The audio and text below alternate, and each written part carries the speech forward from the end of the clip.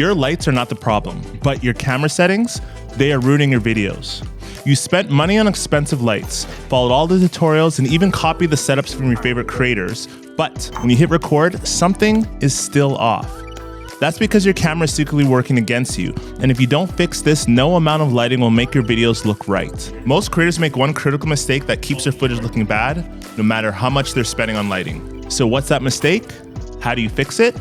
Let's break it down.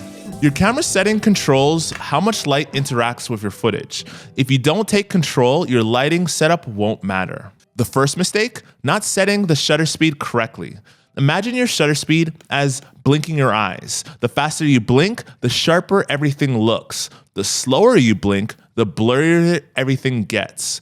And a good rule of thumb is that the shutter speed should be set to double your frame rate. So if you're shooting at 24 frames, go 1/50. 30 frames, 1/60. If you go too high, your footage looks really choppy, but if you go too low, it just looks unnatural. Getting your shutter speed right first sets the foundation for everything.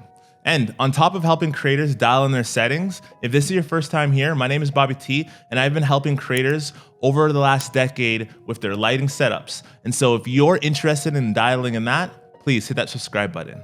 But even if you nail your shutter speed, your videos still might look off. There might be another setting that you can completely change on how your footage looks. The aperture controls how much light enters your camera lens and how much background blur, bokeh, you get. And so the lower the f-stop, the more blur and the more cinematic it feels, followed by the higher the f-stop, the sharper it looks, and the more sort of details you see in the videos. But if you're still struggling to get enough light into your camera, that's where ISO comes in.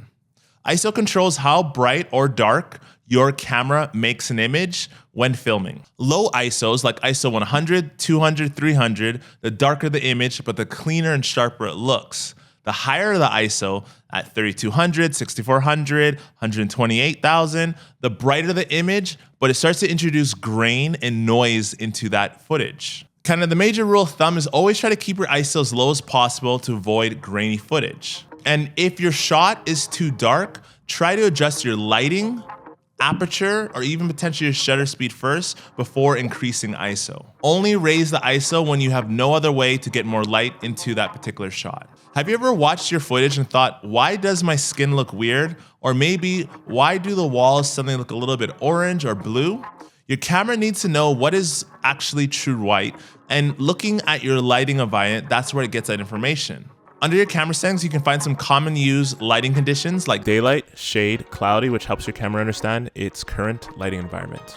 When choosing sort of the right color balance, it's really important to try to use one of these settings to make sure that your camera truly understands what is true white.